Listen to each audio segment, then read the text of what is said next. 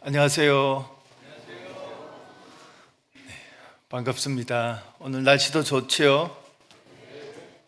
아침에 앞마당에서 이렇게 아이들을 두고 꽃과 함께 사진도 찍고 하는데 하여튼 그 모습이 마음을 참 열게 하고 너무너무 기뻤습니다.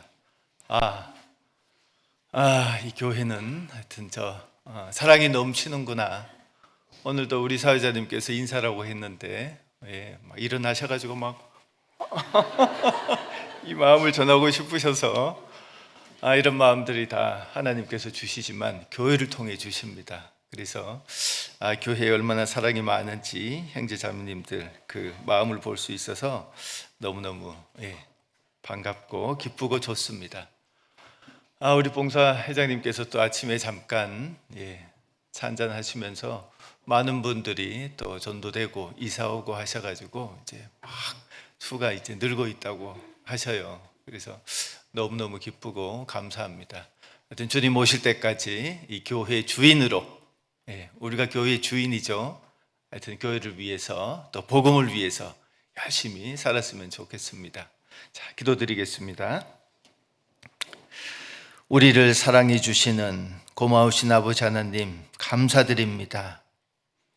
이 세상에 아무것도 아닌 저희들을 먼저 불러주시고 갚을 수 없는 큰 그 구원의 은혜를 주시고 이제 또한 교회 안에 두셔서 살아가면서 필요한 모든 것들을 공급받도록 해 주셨습니다.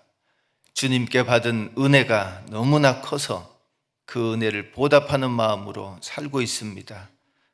우리 경기광주 모든 교회 성도님들에게 주님께서 더욱 힘주시고 그 힘으로 주님과 또 복음과 교회를 위해서 힘차게 살도록 도와주시옵소서. 우리 그 일을 살아가고 있는 중에 또 담임 목사님과 선교사 많은 분들이 선교의 길에 올랐습니다. 주님께서 그들에게 또 뜻한 대로 은혜도 주시고 귀한 간증도 주셔서 돌아온 이후에 우리 또 교회를 세우는데 밑거름이 되도록 도와주시옵소서. 오늘 또 함께 주님께서 불러주셨습니다.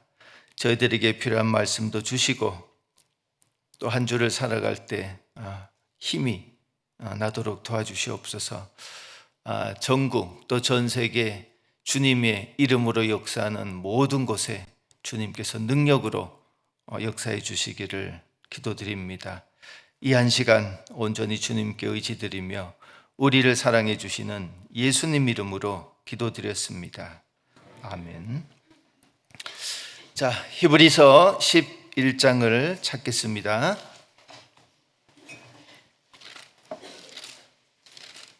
히브리서 11장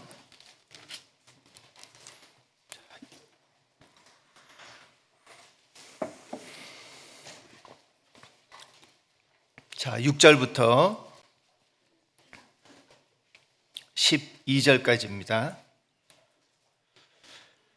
자, 제가 한 절, 우리 성도님들 다음 절 해서 6절부터 12절까지 함께 읽겠습니다. 제가 먼저 읽겠습니다. 믿음이 없이는 기쁘시게 못하나니 하나님께 나아가는 자는 반드시 그가 계신 것과 또한 그가 자기를 찾는 자들에게 상 주시는 이심을 믿어야 할지니라.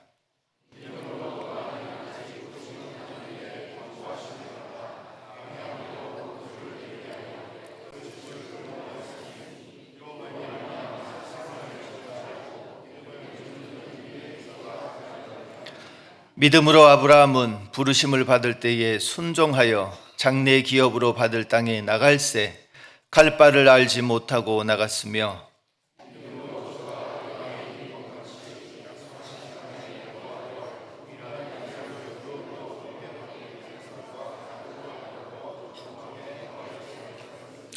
이는 하나님의 경영하시고 지으실 터가 있는 성을 바랐음이니라.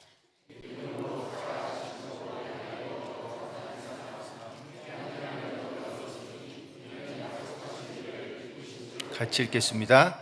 이러므로 죽은 자와 방불한 한 사람으로 말미암아 하늘의 허다한 별과 또 해변의 무수한 모래와 같이 많이 생육하였느니라.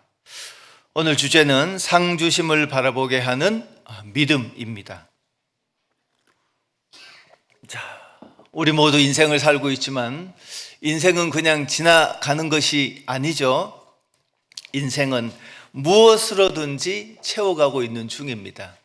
구원받은 저희들이나 구원받지 않은 세상 사람들이나, 근데 그들은 다만 모를 뿐이에요. 그래서 잘 먹고 웰빙 잘 살다가 잘 죽기만을 바랍니다. 그러나 그 이후에는 누굴 만나게 되죠? 하나님 만나게 됩니다. 내가 너에게 주었던 모든 인생과 함께 그 모든 것들을 무엇을 위해 사용하다 왔느냐, 아마 틀림없이 그런 자리에 우리는 다 서게 될 겁니다. 그래서 구원받은 이후에 우리는 달라야 되죠. 구원받은 이후에는 하나님께서 우리에게 모든 생명과 은혜를 주셨고, 또 우리는 그 청지기란 것은 주인이 따로 있고 주인이 우리에게 맡긴 겁니다. 그 맡기신 것으로 나를 위해 살아요? 주인을 위해 살아요? 주인을 위해서, 나에게 주신 것으로 주신 주님을 위해서, 주님이 무엇을 원하는지 그 원하는 일을 위해서 나에게 주신 것을 갖고 사는 겁니다. 청지기의 삶을 살고 주님을 반드시 만나게 되면 주님이 결산할 거예요. 그래서 구원이란 것은 시작입니다. 결코 끝이 아닙니다. 구원을 받아야만 하나님을 알게 되고, 또 구원받은 이후의 삶이 신앙생활이죠. 신앙생활 중에 하나님께서 이렇게 교회를 주시고, 또 구원받은 자 속에 성령을 주시고 하나님의 뜻인 말씀을 주셔서 하나님이 무엇을 원하는지 뜻대로 살아가게끔 모든 걸 도와주십니다. 그리고 주님 앞에 가면 주님은 각자가 받을 영광을 주시려고 합니다. 그래서 구원이란 것은 하나님이 피조물인 우리를 구원하셔서 자신의 영광을 주시기 원하는데 그 영광을 받을 수 있는 자격을 주신 겁니다. 그래서 구원이 끝이 아니라 열심히 살아야 됩니다. 주님 앞에 가면 주님께서 우리 각 사람에게 큰 영광을 주실 거예요. 그래서 구원만으로 만족하고 산다면 그건 하나님 뜻이 아닐 겁니다. 자, 그래서 인생은 흘러가는 것이 아니라 이제 계속 채워져 가야 됩니다. 주님 만났을 때 내가 받을 상급을 위해서 채워가는데, 그 채워가는 삶의 가장 중요한 요인은 뭘까요? 믿음입니다. 믿음. 교회가 사랑이 없고 형제 자매가 나에게 판단을 주고 원망하고 그런 거 전혀 아닙니다. 각자의 인생을 채워가는 것, 상 받기 위해서 채워가는 그 가장 중요한 것은 바로 믿음인데, 오늘은 그 믿음을 어떻게 더 키우고 얻느냐를 생각해 보려고 합니다. 자, 하나님은 여기 6절 말씀을 다시 보시면요, 믿음이 없이는 기쁘시게 못하나니, 하나님은 정말 믿음을 원합니다. 특별히 여기 두 가지 믿음을 기록해 두셨죠. 하나님께 나아가는 자는 반드시 그가 계신 것과, 우리는 하나님이 반드시 계시다는 것을 알고 또 믿었습니다. 그 사람이 구원을 받을 수 있는 겁니다. 자, 하나님을 계시다는 그 믿음 이후에 또한 그랬죠. 그가 자기를 찾는 자들에게 상 주시는 이심을 믿어야 할지니라. 이 상은 어떤 상을 말할까요? 내가 오늘 무언가를 했으니 저녁에 받는 그런 상이 아닙니다. 이런 상은 바로 믿음이 있어야 그 믿음으로 행한 일에 나중에 훗날에 주님이 반드시 주실 거야, 이런 그런 상을 주실 것을 믿는 믿음인데, 좀 어렵나요? 감사합니다. 우리가 살아가고 있는 믿음 생활은 지금 현실을 위한 것이 아니에요. 내가 지금 이렇게 살아가는 이유가 나중에 하나님께서 나에게 주실 것을 믿고 바라고, 그걸 위해 살아가는 삶이 믿음입니다. 그래서 7절부터 쭉 소개가 되어 있는 거예요. 자, 7절에 보시면 믿음으로 노아는 아직 보지 못하는 일에 경고하심을 받아 경외함으로 방주를 예비하여 그 집을 구원하였으니 그랬죠. 첫 번째 바로 노아가 하나님 계시다는 믿음뿐만 아니라 자기를 찾는 자들에게 상 주시는 자이심을 믿고 나를 기쁘게 했다, 그 뜻이에요. 그래서 노아가 어떤 일을 했는고 7절을 보니 아직 보지 못하는 일에 경고하심을 받아 방주를 준비했다라고 했어요. 우리 한번 생각해 보시죠. 노아가 살고 있는 그 시대는 하나님을 알지 못하고 그러나 종교심이 있기 때문에 많은 우상 숭배를 하고 살았던 그 시대예요. 우선은 온 세상이 하나님을 멀리하고 타락했던 시대입니다. 심지어 셋의 후손인 그 하나님의 아들들이 가인의 후손인 그 딸들과 서로 결혼을 하는 그런 시대에 이 노아는 살았어요. 소위 그 세상의 풍조와 문화가 완전히 타락을 했는데 그 가운데서 신앙을 지키고 믿음을 지키고 살아간다는 것은 진짜 어려운 일입니다. 자, 우리 사람은 누구나 다 환경과 시대의 영향을 받지 않을 수 없는데 우리 예전에 보면 EBS에서 어떤 관찰 실험을 했어요. 자, 6명이 나왔는데 그 6명에게 미리 어떤 문제를 줄 건데 정답이 1번이에요. 그런데 전부 다 2번을 얘기하세요 한 거예요. 그리고 나머지 1명은 어떤 반응을 보일까? 이제 그런 실험을 합니다. 저도 집회 때 아마 보셨을 거예요. 첫 번째 문제를 냈는데 답이 1번인데 그 6명 모두가 2번이라고 답하는 거예요. 그래서 마지막 한 분이 내가 뭐라고 답해야 되지? 그러다가 그분이 정답을 얘기했습니다. 그런데 두 번째 문제 때 또 정답이 1번인데 그 6명 모두가 2번이라고 틀린 답을 말하는 겁니다. 그리고는 그 한 사람을 다 쳐다보고 있었어요. 그 남은 한 사람이 몇 번을 말했을까요? 고민을 하다가 두 번째부터 자기도 1번이 답인 줄 아는데 2번요 한 거예요. 사람의 심리가 그렇습니다.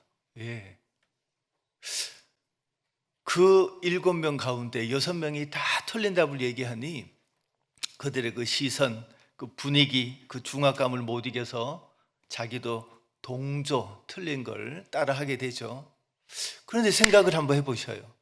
노아 시대에는 많은 사람들이 전부 다 하나님이 없다, 심판이 없다, 비가 내리지 않는데 무슨 배를 준비하냐고 노아를 얼마나 비난하고 비판을 했겠어요.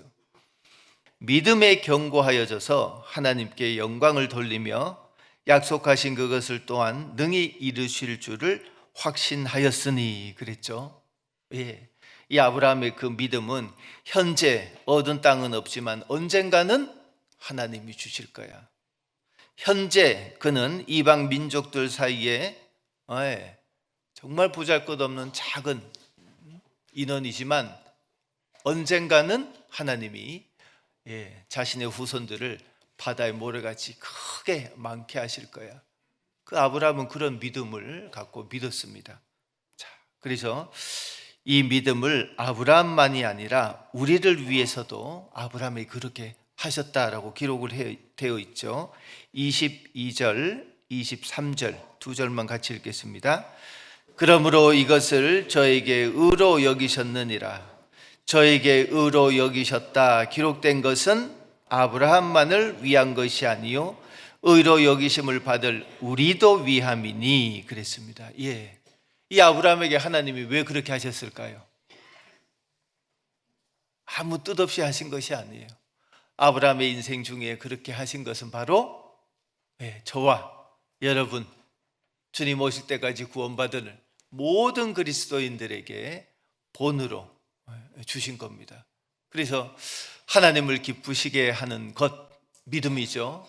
그리고 하나님이 상을 주시기를 원하고 기뻐하는 바로 그것도 믿음입니다. 우리는 구원을 받고 살아가는 믿음이 있지요. 그리고 주님이 삶 속에 함께 하신다라는 믿음이 있지요. 이제 더 나아가서 정말 내가 이 생애에 주님의 말씀대로 모든 것을 행한 것은 하나님이 반드시 언제라도 갚아주실 것이야. 지금이 아니더라도 그런 상 주시는 분이심을 믿어야 됩니다. 그런 믿음이 있다면요, 모든 것에서 자유로워져요. 누군가 나를 오해하더라도 내가 믿는 하나님은 살아계신다. 하나님은 반드시 이 오해를 해결해 주실 거야. 그런 믿음이 있으면 진짜 원수라도 용서하게 돼요. 저도 그런 경험을 많이 했거든요. 정말 원수 같은 형제 자매님들이 신앙생활 하는데 내 마음을 아프게 하는 분들이 왜 없겠어요. 그런데 정말 그분을 위해서 기도하고 내 마음을 위해서 기도한다면 정말 하나님이 차츰차츰 풀어주는 것 같아요.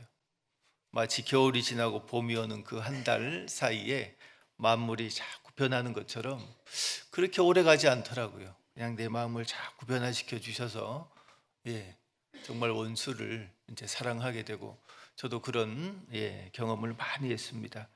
그래서 하나님은 정말 그런 분입니다. 그래서 오늘의 주제가 바로 하나님을 기쁘시게 하는 믿음인데, 우리 모두가 그런 믿음을 가지고 싶지요? 싫으신가 보네요. 그냥 이대로가 좋아요? 아니요. 진짜 노아와 같은 믿음, 아브라함과 같은 믿음, 그리고 오늘의 주제인 사라와 같은 믿음을, 우리는 더 큰 믿음을 갖기를 다들 원할 겁니다. 그래야 하나님께 더 쓰임받고 이 교회에 더 유익이 되고 나로 인해 많은 내 가족들과 형제 자매들이 하나님의 복을 더 받게 되잖아요. 아마 누구라도 그럴 겁니다. 자, 본문으로 돌아가시면요, 이제 그런 믿음을 어떻게 하나님이 주시는가를 이제 알아보려고 합니다. 자, 지금까지 하나님은 이런 믿음을 갖기를 원하신다였고요. 실제로 하나님이 우리에게 구원도 주셨지만 이런 믿음, 노아와 같은 믿음, 아브라함과 같은 믿음, 하나님께서 반드시 알아주시고 갚아주시고 상 주실 거야 라는 믿음을 갖게끔 하나님이 주시는 거예요. 하나님이. 자, 어떻게 주시냐? 그 예로 바로 여기 사라의 믿음을 예로 들었습니다. 우리 11장 11절만 같이 읽겠습니다. 믿음으로 사라 자신도 나이 늙어 단산하였으나 잉태하는 힘을 얻었으니 이는 약속하신 이를 미쁘신 줄 알미라 했죠. 자, 여기 11절에 보면 믿음으로 사라 자신도 나이 늙어 단산하였으나, 즉 사라는 사실 하나님의 약속을 믿기가 어려운 상황이었다 이거예요. 그런데 잉태하는 힘을 못했다고요? 얻었으니, 그 말은 어떤 뜻일까요? 처음에는 있었다 없었다? 처음에는 없었다 그 뜻입니다. 이 사라도 잉태하는 믿음, 즉 사라는 자녀를 낳을 수 없는 그런 몸이었는데 하나님의 약속의 자녀 이삭을 낳잖아요. 근데 처음에는 그런 믿음이 없었다 그 뜻이에요. 그러나 나중에 잉태하는 힘을 얻었다 그 뜻입니다. 그래서 이 사라의 생애를 돌아보면요, 하나님은 사라에게도 이 잉태하는 힘, 잉태하는 믿음을 갖도록 하나님이 계속 역사하시고 도와주시고 그녀의 믿음을 키워주셨구나 하는 걸 알 수가 있어요. 그녀뿐만이 아니라 우리에게도 동일하게 하나님은 그렇게 하실 겁니다. 그래서 오늘 남은 시간에는 그것을 한번 알아보려고 합니다. 하나님께서 어떻게 사라의 그 잉태하는 힘, 믿음을 키워주셨는가, 우리 잘 한번 생각해 보면 좋겠습니다. 사라는 처음부터 잉태할 수 있는 힘을 가진 것은 아닙니다. 이제 창세기 11장으로 가보겠습니다. 자, 창세기 11장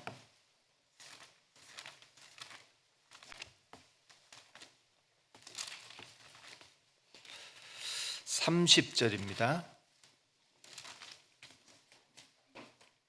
자, 한 절만 같이 읽겠습니다. 사레는 잉태하지 못함으로 자식이 없었더라. 예. 아브라함과 사레가 결혼을 했지만 이 사레는 자식이 없었어요. 그래서 12장에 하나님께서 아브라함을 부르죠. 예, 갈대아 우르로 가라. 너의 본토 친척 아비 집을 떠나라 했을 때 그때 함께 나왔던 사람들이 기록되어 있는데 자녀가 없어요. 이때 나이가 아브라함의 75세고 사라는 10살이 적은 65세예요. 자, 65세가 되었다 그러면 자녀를 낳아도 한타스는 낳아야 될 그런 나이입니다. 그런데도 자녀가 없었어요. 즉 사라는 아이를 가질 수 없는 몸이다 그 뜻이에요. 자연적으로는 절대로. 그래서 여기 그런데 그들을 부르시고 하나님이 이렇게 약속을 하십니다. 12장 7절입니다. 여호와께서 아브라함에게 나타나 가라사대 내가 이 땅을 내 자손에게 주리라 하신지라. 그렇죠. 아브라함에게 내 자손에게 이 땅을 주겠다 그랬어요. 자, 그 약속을 사실은 아브라함과 사라는 믿음이 있었기에 믿었습니다. 그 후로 10년이 지났어요. 10년이 지나도록 그러나 사라의 몸에는 아무 소식이 없었죠. 그래서 사라가 했던 인간적인 꾀가 뭐냐, 자신의 몸종을 주고 이 아브라함과 동침을 하라고 한 겁니다. 자, 10년이 지났는데 16장을 가보겠습니다. 창세기 16장은 이제 그들이 약속을 받고 10년이 지난 시간입니다. 자, 16장 1절에 아브라함의 아내 사레는 생산치 못하였고 그에게 한 여종이 있으니 애굽 사람이요 이름은 하갈이라. 사레가 아브라함에게 이르되 여호와께서 나의 생산을 허락치 아니하셨으니 원컨대 나의 여종과 동침하라. 내가 혹 그로 말미암아 자녀를 얻을까 하노라 하매 아브라함이 사라의 말을 들으니라 그랬죠. 이때까지만 해도 히브리서 11장 11절에 나오는 그 잉태하는 힘, 잉태하는 믿음이 있었어요, 없었어요? 없었어요. 하나님은 사라에게 네가 잉태하는 힘을, 잉태를 주시는 거예요. 사례는 이래 생각했습니다.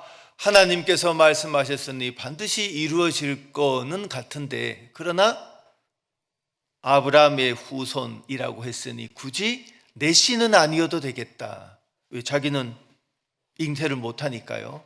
그래서 아브라함 자신의 남편을 그 몸종에게 동침을 하라고 하는 겁니다.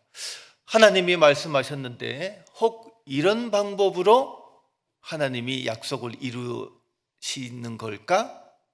아직도 그 사라에게는 잉태하는 믿음, 잉태하는 힘이 없었던 겁니다.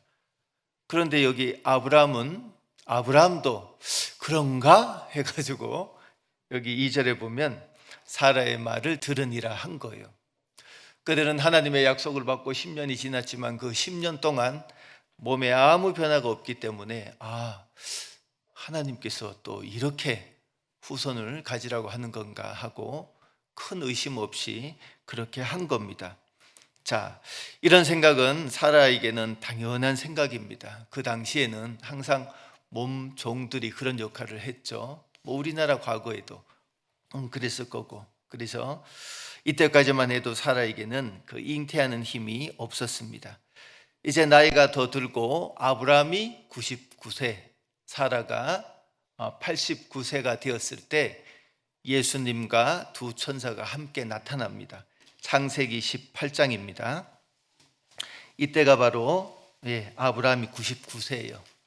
사라 나이는 이제 89세가 되었습니다. 자, 여기 1절부터 쭉 보시면 예수님이 나타나셔서 아브라함이 주님인 줄을 아시고 급히 모셔와서 아주 극진히 대접을 했습니다. 그리고 그 예수님이 뭐라고 하냐? 9절입니다. 그들이 아브라함에게 이르되 내 아내 사라가 어디 있느냐? 대답하되 장막에 있나이다. 그가 가라사대 기한이 이를 때에 내가 정녕 내게로 돌아오리니 내 아내 사라에게 아들이 있으리라 하시니 사라가 그 뒤 장막문에서 들었더라. 아브라함과 사라가 나이 많아 늙었고 사라의 경수는 끊어졌는지라. 사라가 속으로 웃고 이르되 내가 노쇠하였고 내 주인도 늙었으니 내게 어찌 낙이 있으리요. 여호와께서 아브라함에게 이르시되 사라가 왜 웃으며 이르기를 내가 늙었거늘 어떻게 아들을 낳으리요 하느냐. 여호와께 능치 못한 일이 있겠느냐. 기한이 이를 때에 내가 내게로 돌아오리니 사라에게 아들이 있으리라. 같이 읽겠습니다. 사라가 두려워서 승인치 아니하여 가로되 내가 웃지 아니하였나이다. 가라사대 아니라 내가 웃었느니라. 아브라함과 예수님 대화를 듣고 있다가 그 자녀를 또다시 주시겠다 했는데 지금 나이가 아브라함이 99세예요. 사라는 89세입니다. 이때도 이제 듣고 야 정말 그럴까 하고 의구심으로 웃었다 이겁니다. 믿음이 없다는 것이 아니라. 그래서 이때까지만 해도 그녀는 히브리서 11장에 나오는 그 잉태하는 힘, 그 믿음을 가지지 못했습니다. 자, 믿음도 식물과 마찬가지예요. 이 식물을 자라게 할 때는 태양도 필요하고 물도 주고 비료도 주어야만 자라죠. 우리의 믿음도 마찬가지입니다. 자, 지금부터 하나님이 어떻게 사라의 믿음을 성장시켜서 그 잉태하는 힘, 하나님이 원하고 약속하신 말씀을 이루게끔 하는지 살펴보겠습니다. 이제 이 말씀을 하시고 이제 소돔 땅의 심판을 하나님이 이제 말씀하십니다. 자, 아브라함에게 이 소돔 땅에 들어간 롯은 골육 친척이라고 할 정도로 자식이 없던 그들에게 자식과도 같아요. 그 본토 친척을 떠나 나올 때 함께 나왔던 믿음의 사람이고, 그렇잖아요. 그래서 아브라함과 사라에게 이 롯은 아주 특별한 관계였고, 아주 자녀와도 같습니다. 그래서 그가 과거에 잡혀갔을 때도 자신의 집에서 길리운 318명을 동원해서 데리고 오는 일도 있었잖아요. 그래서 롯과 그 가정을 정말 사랑했는데 하나님이 이제 심판하겠다 해서 16절부터 쭉 보면 22절부터 쭉 보면 이제 아브라함이 하나님께 기도를 하는 겁니다. 하나님, 그곳에 조카 롯이 있는데 의인 50명이 있다면 그 성을 어찌하시렵니까? 내가 멸하지 않겠다. 그래서 점점 내려와서 몇 명까지 내려갈까요? 10명까지 내려갑니다. 그들이 가족인데 설마 그곳에서 10명을 전도 못했을까? 아브라함이 이렇게 생각했겠죠. 그래서 10명까지 내려갔고 그 10명에서 오케이 하고 아브라함과 주님은 헤어졌습니다. 자, 그날 저녁에 아브라함은 사라에게 이 얘기를 했을까요? 안 했을까요? 안 했어요? 롯은 정말 가족과 같다고 했잖아요. 롯을 위해서 자신들의 모든 걸 희생할 만큼 그 롯은 아브라함과 사라에게는 아들과도 같았어요. 아마 이 소돔 땅의 심판을 듣고 그날 밤새도록 함께 기도했을 거예요. 자, 기도를 아주 많이 했을 겁니다. 그 기도가 뭔지 아세요? 기도할 때 구원받은 그리스도인의 믿음이 성장을 합니다. 시편 119편 18절에 내 눈을 열어서 주의 법에 기이한 것을 보게 하소서 하죠. 내 눈을 열어서 주의 기이한 것을 보게 하소서. 그 눈이 육신의 눈이 아니죠. 영혼의 눈입니다. 이 영혼의 눈이 떠지기 위해서는 육신의 눈을 감아야 돼요. 믿음은 보이는 것이 아니기 때문에 우리가 눈으로 보는 것으로는 믿음과 항상 정반대가 되는 겁니다. 내 눈을 열어서, 그 눈은 영혼의 눈인데 우리가 육신의 눈을 감을 때 정말 하나님 앞에 눈을 감고 기도할 때 가장 먼저 하나님이 보여주시는 것이 뭐냐? 내가 진짜 믿음이 연약하고 믿음이 없는 자구나. 항상 하나님은 기도할 때마다 그걸 먼저 주십니다. 이 기도에 훈련이 되었지 않는 사람은 기도하는 것조차 힘듭니다. 그러나 나의 사업이 어렵고 나의 가족이 병이 들었다면 누구라도 기도하게 되죠. 근데 그 기도하는 것이 너무 힘들고 어렵고 생소하고 낯설어요. 그러나 꾸준히 기도해 온 사람들은 무언가 특별한 것을 놓고 기도할 때 제일 먼저 나는 것은 내 믿음이 이렇게 작았구나. 그걸 하나님이 깨닫게 하십니다. 그래서 기도라고 하는 것은 눈을 감고 기도할 때 제일 먼저 자신의 부족함이, 연약함이 깨닫게 되고 그 다음 주님께 자신의 믿음을 키워달라고 기도하는 겁니다. 내가 어떤 기도의 목적이 있지만 그 목적에 도달하기 전에 그것이 하나님과 바른 기도의 과정인 것 같아요. 하나님은 모든 구원받은 그리스도인들에게 그렇게 하시는 것 같아요.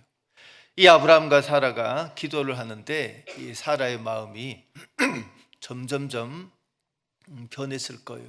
그래서 기도를 정말 해보셔요. 내 믿음이 얼마나 작은지를 깨닫게 되고 기도를 함으로 하나님에 대한 그 마음이, 그 믿음이 조금씩 성장을 하게 됩니다. 그리고 두 번째는 이제 하나님께서 그 소돔 땅을 심판하는 것을 보게 하십니다. 창세기 19장 24절입니다. 자, 창세기 19장 24절, 25절을 함께 읽겠습니다. 여호와께서 하늘 곧 여호와께로서 유향과 불을 비같이 소돔과 고모라에게 내리사 그 성들과 온 들과 성에 거하는 모든 백성과 땅에 난 것을 다 엎어 멸하셨더라 했죠. 지금 이 아브라함과 사라가 있는 곳은 마브레라는 지역이에요. 이 지역은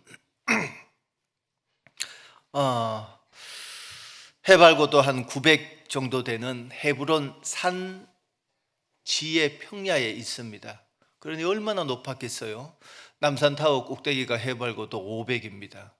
훨씬 더 높았겠죠. 그리고 이 소돔 성은 어디에 있느냐?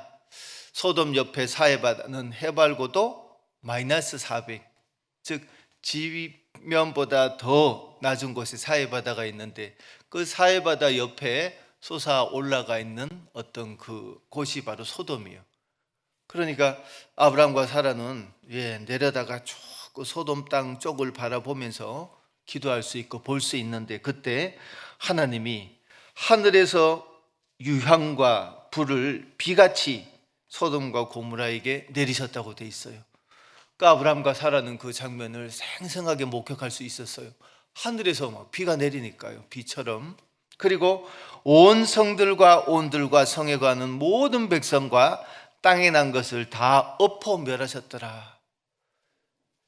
이 사라는 특별히 그 심판하는 장면을 보고 어떤 마음이 생겼을까요?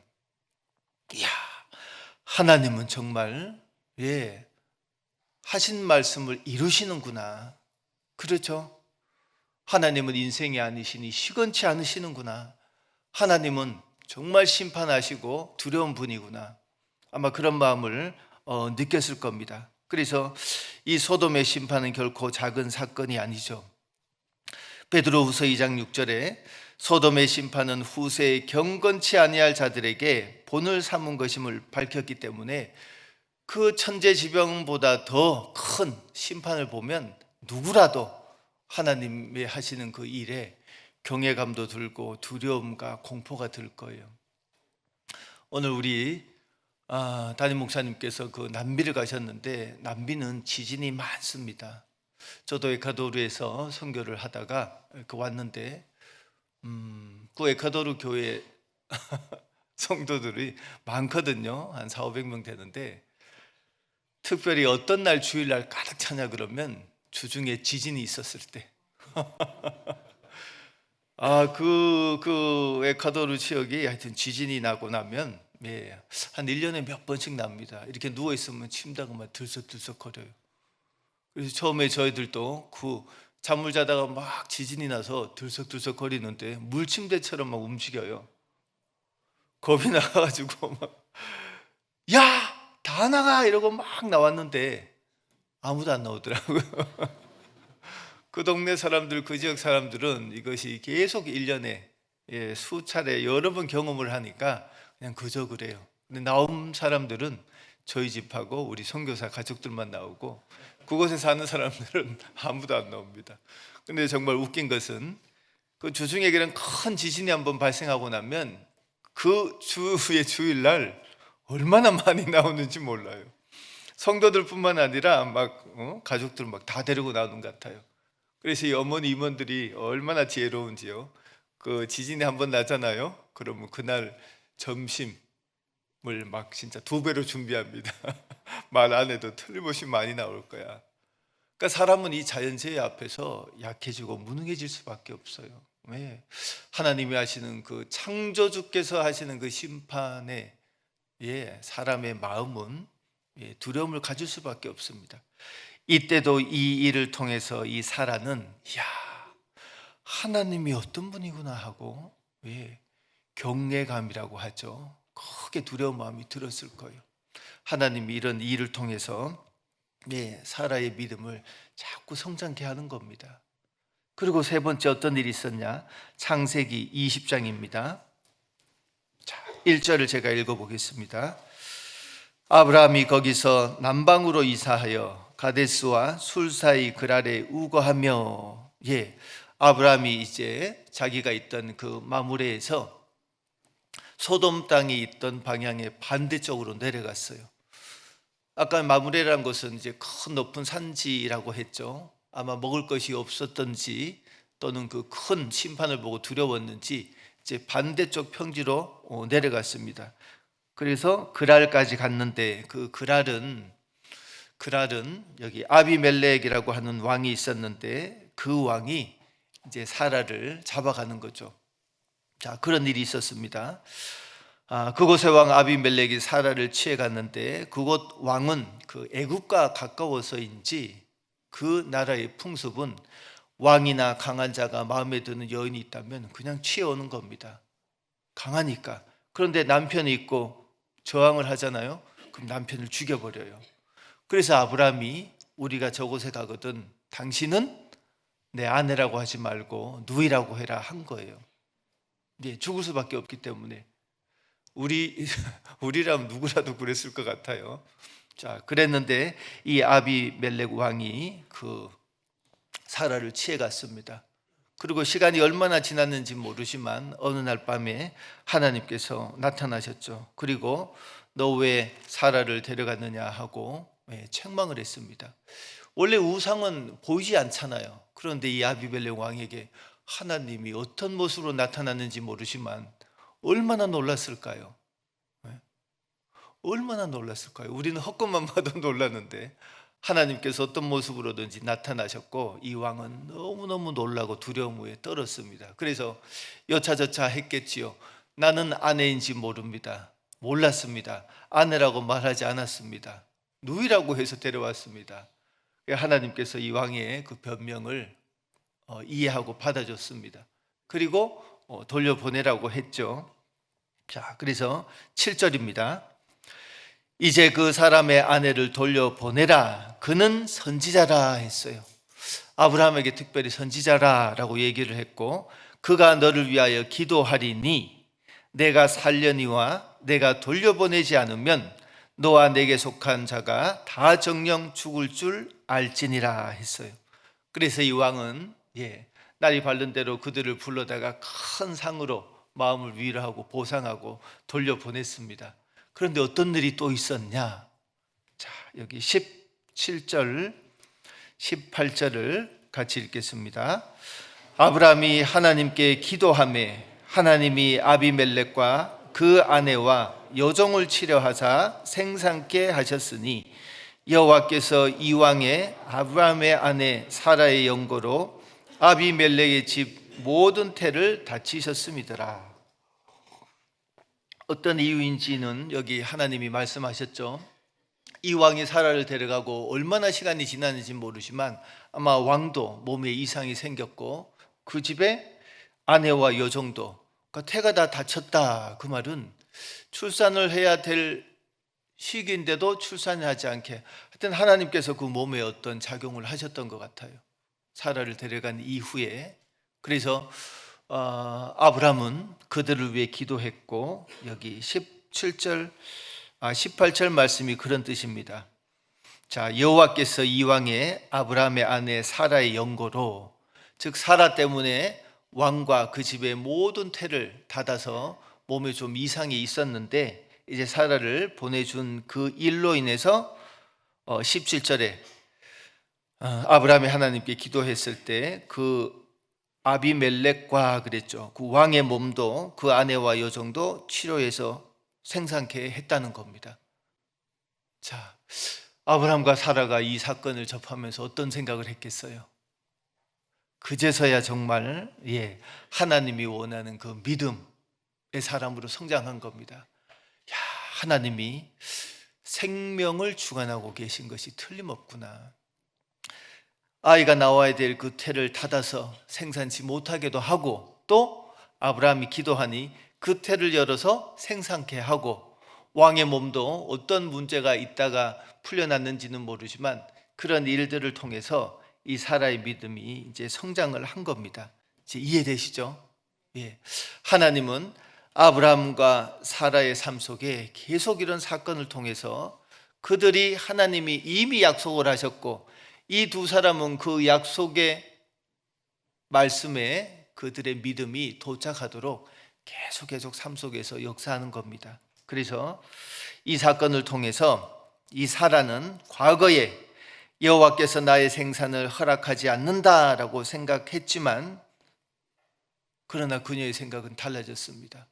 또 조금 더 지난 이후에 내가 나이가 많아 불가능하다라고 생각을 했지만 또 생각이 바뀐 겁니다.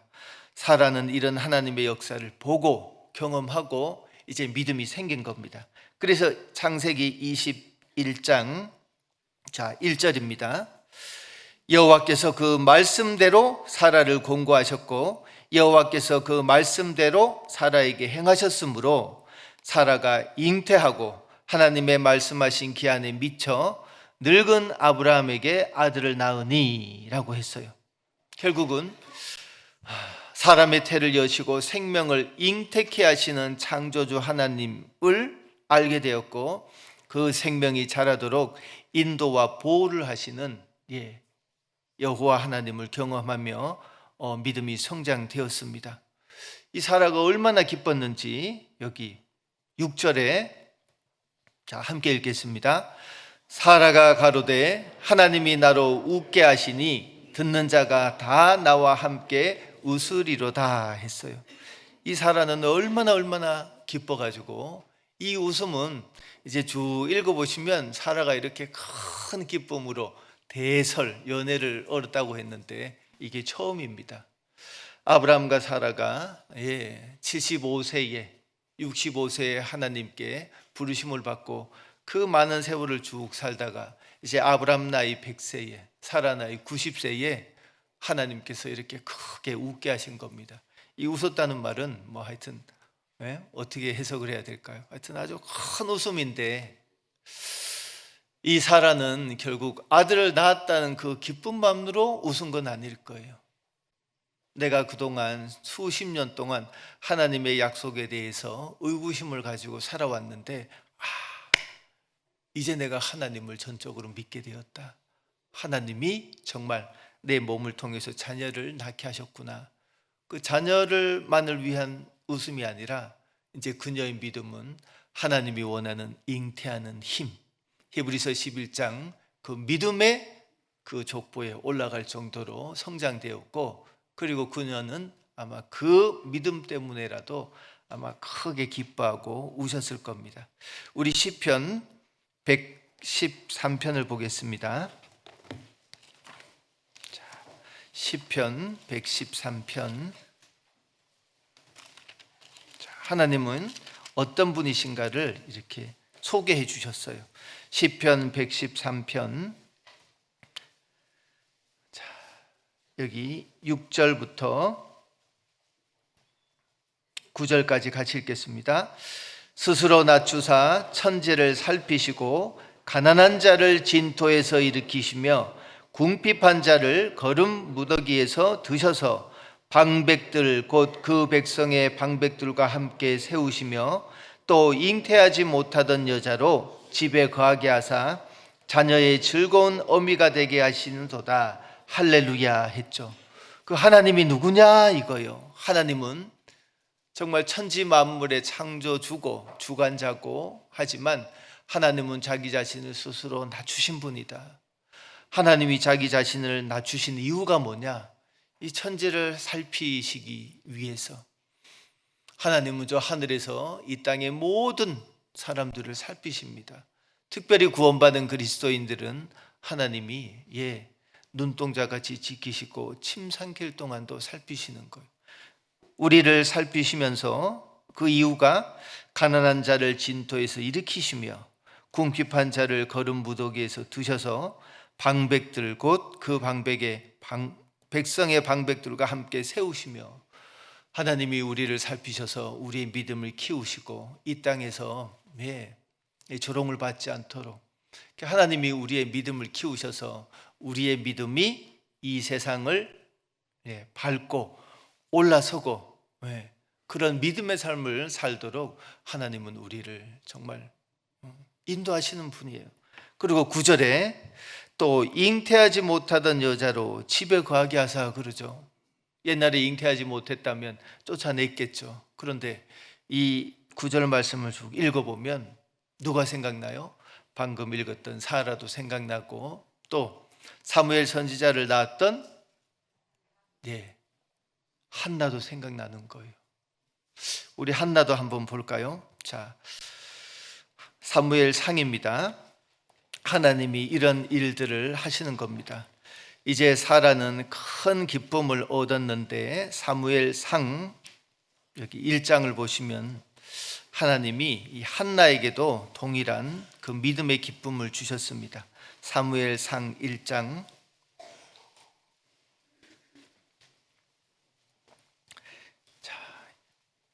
그녀는 오랫동안 기도를 했었고 그녀의 마음을 위로하려고 많은 사람들이 위로했었고 남편도 그에게 마음을 정말 많이 써줬지만 그녀의 마음을 위로할 사람이 없었는데 어느 날 그녀가 이렇게 기도를 하는 겁니다. 12절에 그가 여호와 앞에 오래 기도하는 동안에 엘리가 그의 입을 주목한즉 한나가 속으로 말하매 입술만 동하고 음성은 들리지 아니하므로 엘리는 그가 취한 줄로 생각한지라. 엘리가 그에게 이르되 내가 언제까지 취하여 있겠느냐 포도주를 끊으라. 한나가 대답하여 가로되 나의 주여 그렇지 아니하니이다. 나는 마음이 슬픈 여자라. 포도주나 독주를 마신 것이 아니요 여호와 앞에 나의 심정을 통한 것뿐이오니 당신의 여종을 악한 여자로 여기지 마옵소서. 내가 지금까지 말한 것은 나의 원통함과 격동됨이 많음을 인함이니이다. 자, 엘리가 이제 그녀의 대답을 듣고 이렇게 아마 하나님의 그 기도의 응답을 대신해 주는 대목입니다. 17절, 18절 같이 읽겠습니다. 엘리가 대답하여 가로되 평안히 가라. 이스라엘의 하나님이 너의 기도하여 구한 것을 허락하시기를 원하노라.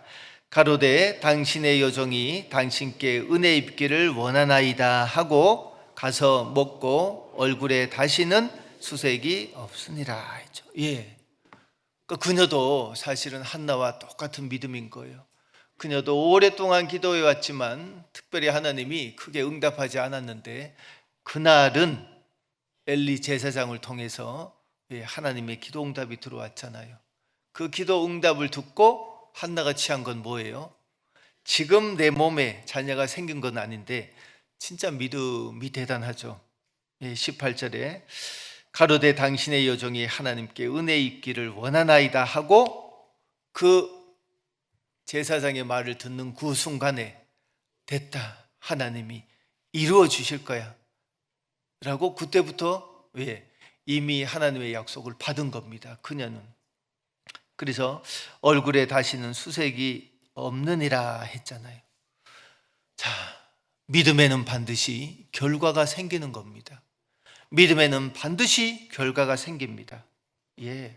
한나도 자식이 없었지만 이 하나님을 대언한 제사장의 말을 듣고 그 순간 믿음의 결과가 생겼죠. 됐다.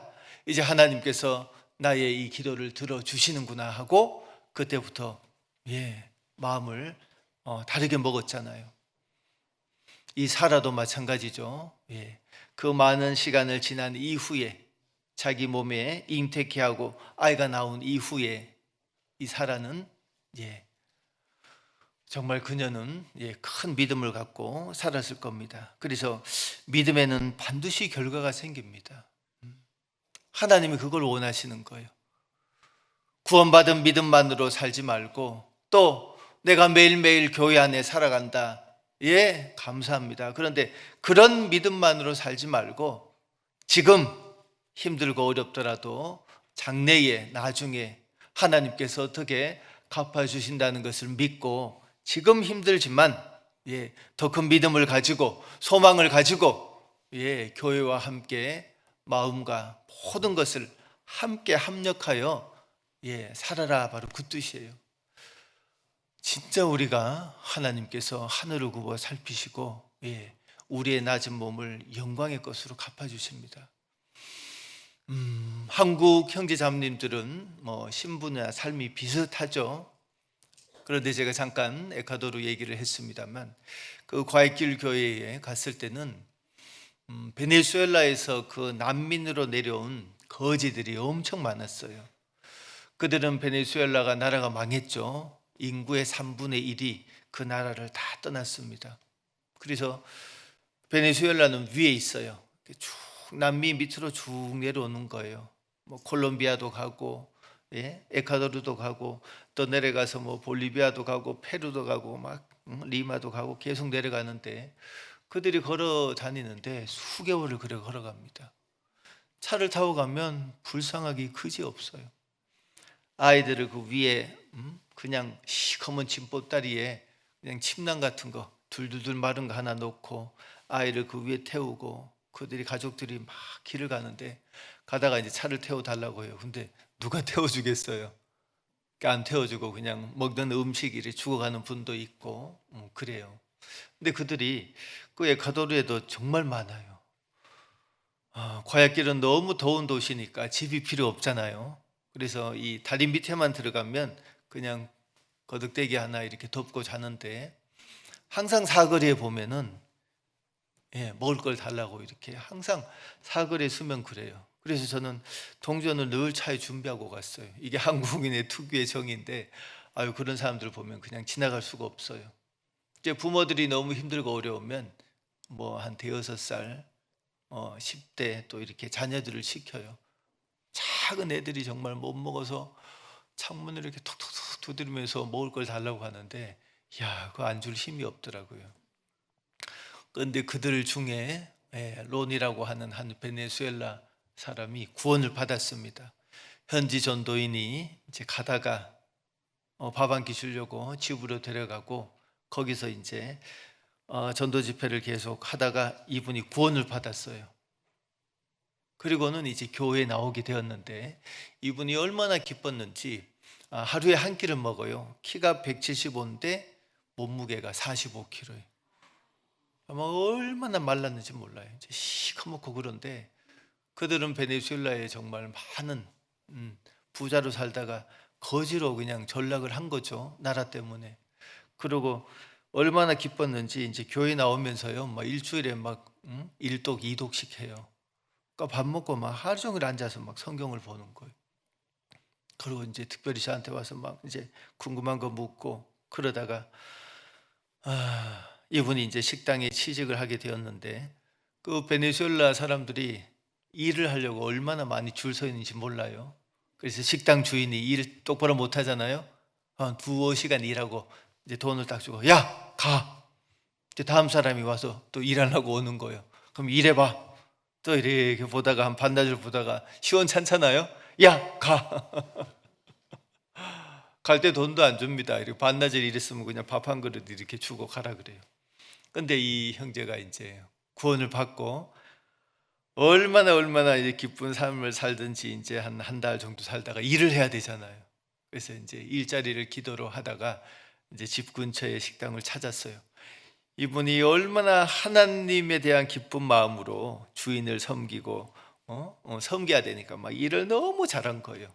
내가 하는 모든 일은 하나님이 보시고, 하나님이 굽어 보시고, 우리의 모든 삶을 다 아시고 갚아주신다 했는데, 이 형제님이 막 너무 기뻐가지고 주인이 뭐 보든 안 보든 일을 너무 열심히 하니까 주인이 너무 기쁜 거예요.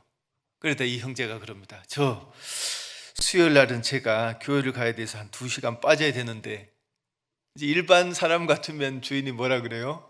네가 배가 부르구나 가 했을 텐데, 2시간을 또 딴 사람 쓰는 것도 어렵고, 그래 허락할게 갔다 와. 이분이 이제 토요일 날 돼가지고 또 뭐라 그래요? 제가 주일 날은 또 오전에 2시간 빠져야 되는데, 근데 주인이 그걸 다 허락한 거예요. 그 허락한다는 자체가 기적입니다, 기적. 그래서 이분이 이제 월급을 받아서 받는 그날 이제 저한테 와서 막 눈물을 펑펑 흘리더라고요. 아니 월급을 받았는데 왜 그래 우세요 했더니, 내가 이 모든 걸 하나님 앞에 드리고 싶은데 베네수엘라에 이제 가족들이 있으니까 그 절반을 가족들에게 보내고 절반만 헌금을 해도 됩니까 하고 하는 거예요. 하나님이 기뻐하신다고 했더니 막 하나님께 너무 죄송하다고 막 눈물을 흘리더라고요. 근데 그가 그렇게 하다가 지금 베네수엘라에 교회가 있습니다. 몇 개나 돼요. 이제 그가 있을 때 그 과일길 교회 안에 베네수엘라 사람들이 이전에 구원받은 분도 있었고, 이제 한 분, 두 분 자꾸 모이니까 자기네 가족에게 전도를 하고 싶어서 보내달라고 한 겁니다. 즉 선교사로 파송을 해달라는 거죠. 그래서 우리 과일길 교회에서 결정을 하고 교회가 돕겠다. 사실 뭐 가난하니까 큰 돈이 필요치 않아요. 그래서 이제 전도인 2명을 보낼 때 이 형제도 같이 보냈어요. 그 형제가 마지막 가기 전에 했던 간증이 뭐냐, 눈물을 막 흘리면서 내가 이 나라에 거지로 왔는데 이렇게 거지로 살다가 죽으면 어느 한 명도 나의 무덤을 만들어 주지도 않고, 그런데 어쩌다 내가 하나님께 이렇게 구원을 받아서 이 거지같이 거지로 살던 내가 구원을 받아서 이 귀한 복음을 들고 전하러 갈 수 있는 이 직분을 주셨는지, 막 가기 전날에 얼마나 눈물을 흘리던지 막 교회가 떠내려갈 뻔했어요. 그래서 결국 가서 지금 막 베네수엘라 하여튼 교회가 이제 점점 계속 생기고 있습니다. 하여튼 드리고 싶은 말씀은 믿음에는 반드시 결과가 생긴다 이거예요. 진짜입니다. 믿음에는 반드시 결과가 생깁니다. 이 하나님께서 아브라함과 사라의 이 믿음을 통해서 우리에게 주시고자 하는 그 교훈이 뭐냐? 자, 여기 베드로 전서를 찾아보겠습니다. 베드로 전서, 베드로 전서 3장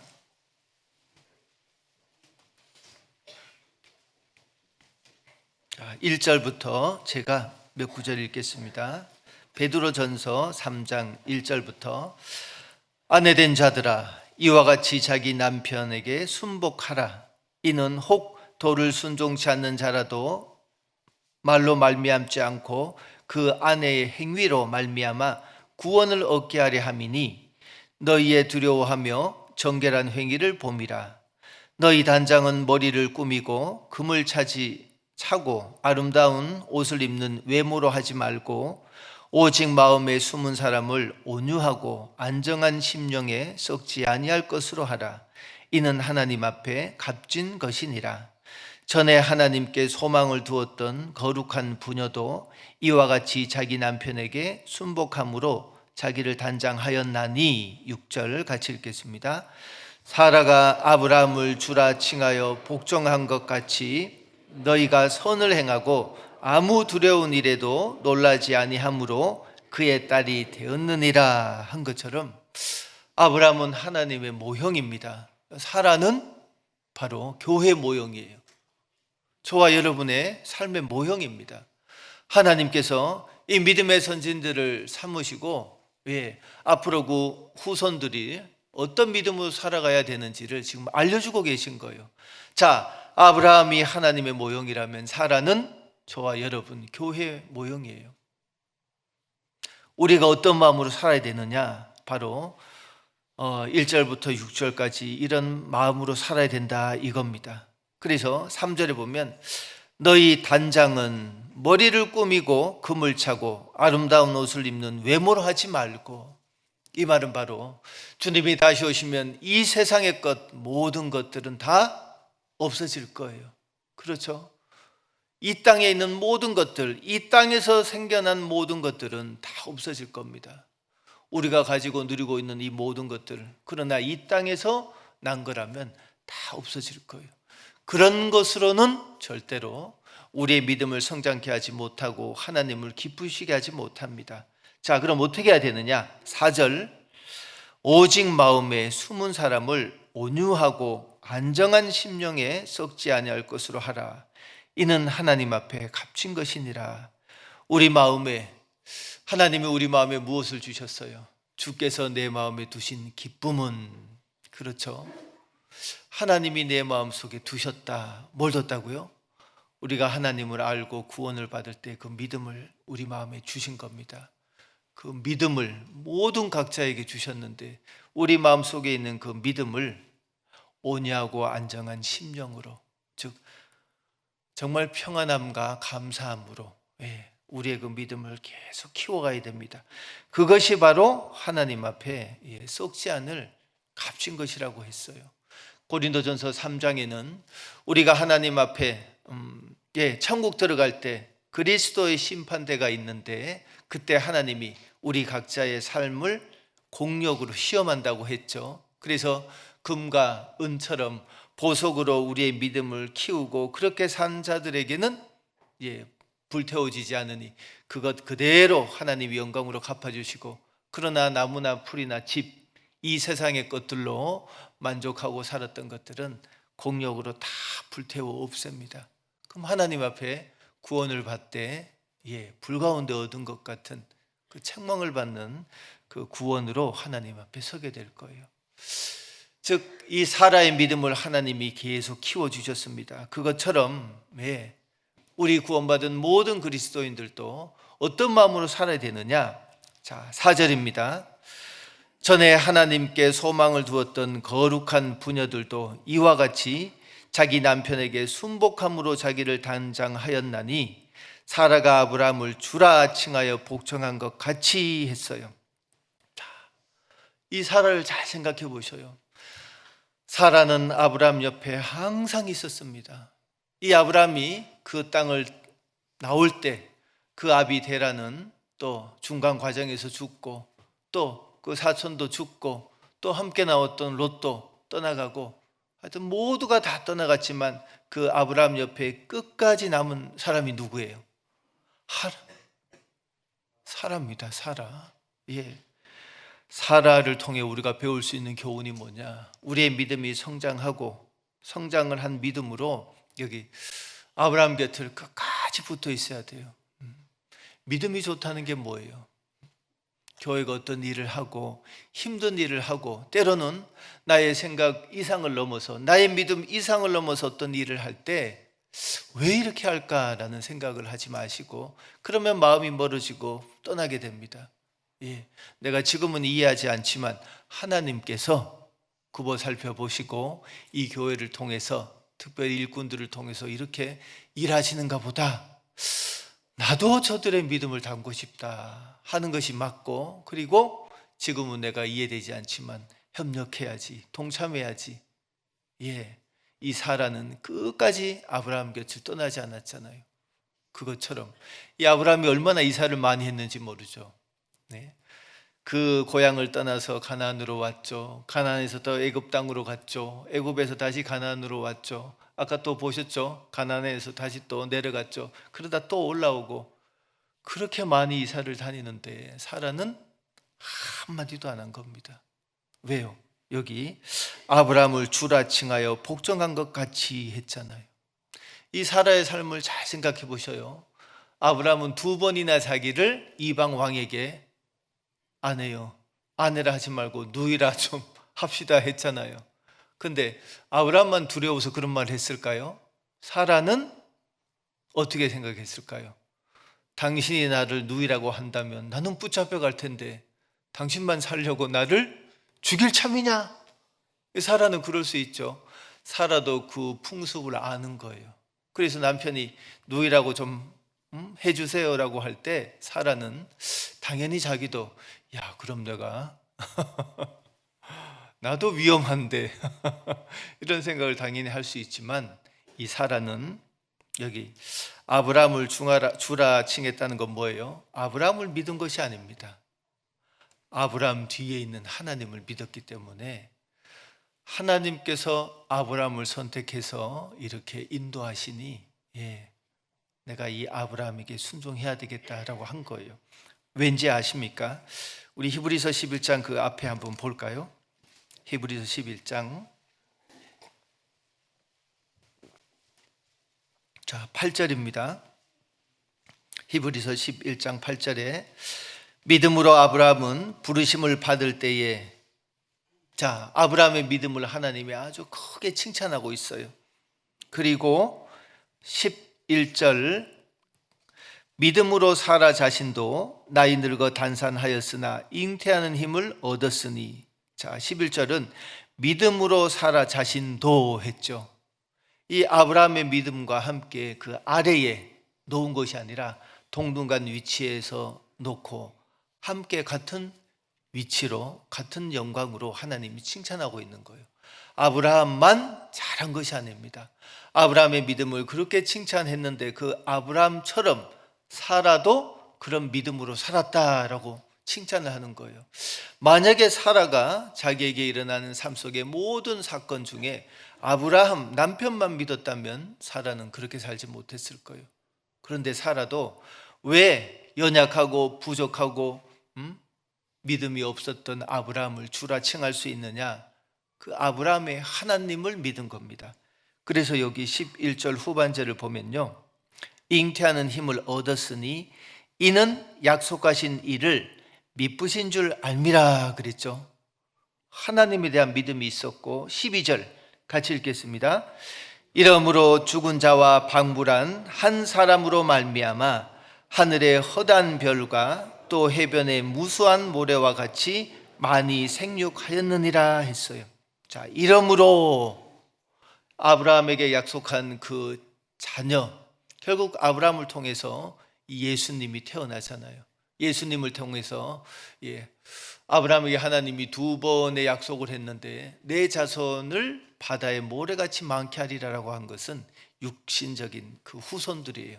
그런데 다시 한번 얘기했을 때 내 자손을 저 하늘의 별과 같이 아브라함을 데리고 나가서 저 하늘의 별을 봐라. 내 자손을 저 하늘의 별과 같이 많게 하겠다. 하늘의 별은 뭘까요? 그 아브라함을 통해서 예수님이 태어나고 그 예수님을 통해서 구원받을 모든 그리스도인들, 그 하늘의 영광을 얻을 그 그리스도인들, 그 믿음의 후사들을 의미한 겁니다. 자, 그런 일들을 하나님이 계획하고 이루었는데 아브라함만 뿐만 아니라 12절에 믿음으로 살아도 그 믿음이 있었기 때문에 이게 가능했다라는 겁니다. 그래서 우리도 사라의 삶을 살아야 돼요. 하나님이 우리의 믿음을 교회 안에만 잘 계신다면 교회 안에 일어나는 모든 일, 또 교회뿐만이 아니죠. 각 가정의 세상에서 일어나는 모든 일을 통해서 우리의 믿음을 계속 자라게 합니다. 그래서 구원받은 우리에게 가장 힘이 되는 것은 말씀이잖아요. 시편 18편 1절에 나의 힘이 되신 여호와여, 내가 주를 사랑하나이다. 그 하나님은 말씀으로 우리에게 계시고 그 말씀을 우리에게 주시는 겁니다. 하나님은 누구에게 이 말씀에 힘을 주시냐? 바로 자기 백성에게 주시는 겁니다. 자, 마지막으로 왜 하나님께서 그러면 우리에게 이런 사라와 같이 믿음을 성장케 하시느냐? 왜요? 그냥 믿음이 성장해서 잘 먹고 잘 살아라 그 뜻이 아니겠죠. 왜 하나님이 우리의 믿음을 그냥 두지 않고 성장케 하시느냐, 그 이유가 바로 우리 시편 18편을 마지막으로 한번 보겠습니다. 드릴 말씀이 아직 남았는데, 시편 18편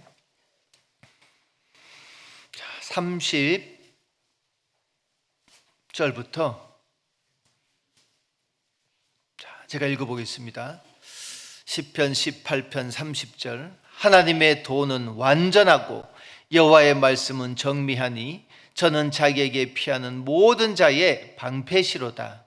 여호와 외에 누가 하나님이며 우리의 하나님 외에 누가 반석이뇨. 이 하나님이 힘으로 내게 띠우시며 내 길을 완전케 하시며 나의 발로 암사슴 발 같게 하시며 나를 나의 높은 곳에 세우시며, 자, 같이 읽겠습니다. 내 손을 가르쳐 싸우게 하시니 내 팔이 놋화를 당기도다 라고 했죠. 하나님이 왜 우리에게 믿음을 성장시켜 주시냐, 힘을 주시는 거예요. 힘을 주시고 또 내 길을 완전케 하시며 나의 발로 암사슴 발 같게 하시며 나의 높은 곳에 세우시며, 하나님께서 이 땅에서 우리를 구원하시고 힘을 주시고 믿음을 주셔서 이 세상과 다르게, 세상과 타협하지 않고 이 세상에 흘러 떠내려가지 않고 이 세상과 다르게 구별하여 살게 하시는 그 이유가 뭐냐, 바로 내 손을 가르쳐 싸우게 하시니 그랬잖아요. 우리가 이 땅에 하나님께서 주시는 믿음을 통해 우리는 현재 싸우고 있는 겁니다. 믿음이 성장치 않으면 첫 번째, 나 자신과의 싸움에서도 이길 수 없고, 두 번째, 이 세상과 또 사탄 마귀와도 싸울 수가 없잖아요. 그러니까 하나님의 메시지는 아주 분명합니다. 하나님이 교회를 세우신 이유가 뭘까요? 많은 지옥 갈 영혼들을 사탄의 손에서 싸워서 건져서 구해내는 거죠. 그리고 그 영혼들을 믿음으로 잘 세우는 겁니다. 아주 단순해요. 그 교회에 우리 모두를 하나님이 두신 이유가 뭐라고요? 그 일을 함께 하라고요. 그런데 믿음이 없는 자는 그 일을 함께 할 수가 없어요. 그래서 하나님께서 우리 모두에게 동일한 말씀으로, 동일한 성령으로, 동일한 믿음을 키우게 하시는 겁니다. 그래서 여기 39절도 함께 읽어보겠습니다. 대저 주께서 나로 전쟁케 하려고 능력으로 내게 띠우사 일어나 나를 치는 자로 내게 굴복해 하셨나이다 한 것처럼, 전쟁, 우리는 주님 오실 때까지 전쟁, 싸움하는 중입니다. 그래서 이 세상과 전쟁하고 또 전쟁해야 될 게 있잖아요. 순종하지 못하는 이 육신과도 전쟁해서 이기고, 그리고 그렇게 해야 됩니다. 자, 믿음의 성장을 하나님이 시켜주시는데, 첫 번째는 어쨌든 이 교회에 잘 거하셔야 됩니다. 그리고 두 번째는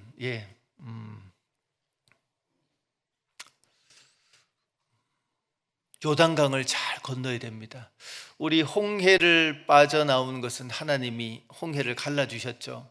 자, 이스라엘 민족을 하나님이 애굽에서 끄집어내는 겁니다. 그 애굽은 세상이고 애굽 왕은 사탄의 모형입니다. 그럼 하나님께서 선택한 백성 이스라엘 민족을 애굽에서 끄집어내어서 광야에서 그냥 살도록 두시는 것이 아니죠. 궁극적으로 어디요? 가나안 땅에 들어가게 하는 건데, 그 애굽에서 가나안 땅으로 가는 길에는 두 강이 있어요. 그 하나의 강은 바로 홍해죠. 그 홍해는 하나님의 능력으로 갈라주셨어요. 이제 그들이 모세는 죽고 여호수아를 통해서 이제 가나안 땅으로 들어가 정복을 해야 됩니다. 그 가나안 땅은 천국의 모형이에요. 그리고 이스라엘 민족들이 가나안 땅에 들어가 함께 싸우며 각 지파별로 땅을 받고 또 지파별로 싸운다는 것은 바로 가나안 땅은 천국이지만 그곳에서의 싸워서 쟁취하는 땅은 바로 우리 각자에게 주시는 영광입니다. 그런데 사실 사사기를 쭉 읽어보면 이스라엘 민족들은 그 땅을 완전히 정복하지 못했잖아요. 자, 그런데 그런 모형이 있는데 이제 요단강은 어떻게 건너야 될까요? 요단강은 하나님의 언약궤를 맨 제사장들이 직접 들어서야 되는 겁니다. 그것은 말씀에 순종해서 우리가 들어서는 겁니다. 자, 믿음은 하여튼 그냥 자라지 않아요. 하나님이 믿음을 자라도록 많은 기회를 주시는데 그 기회를 잘 잡으셔야 됩니다. 내가 부족하구나 생각한다면 그 부족한 믿음을 더 키우기 위한 기회를 잘 잡으셔야 돼요. 그 기회가 바로 다시 말씀드리지만 교회 안에 잘 거하는 것, 그리고 말씀을 잘 듣고 읽고 묵상하는 것, 그 다음에 교회가 하는 일에 적극 참여하는 겁니다. 여러분, 참여라는 것은 아주 중요해요. 나는 믿음이 여기까지밖에 안 돼 하고 거기에서 딱 멈추면 그 믿음은 결코 성장하지 않아요. 그래서 이 교회가 하는 일에 적극적으로 참여하시면 돼요. 어떤 일이든지. 제가 선교 있을 때 얘기를 한 번 더 해드리고 싶은데 시간이 없어서 이제 못하겠네요. 하여튼 뛰어들어야 됩니다. 그래서 그 요단강도 하나님이 갈라주지 않으셨죠. 네가 먼저 발을 내디디고 들어가라. 들어가면 그 이후에 내가 갈라주겠다, 서게 하겠다 했습니다. 그래서 우리의 신앙을 하나님이 키우는데 그 기회를 잘 잡아야 된다.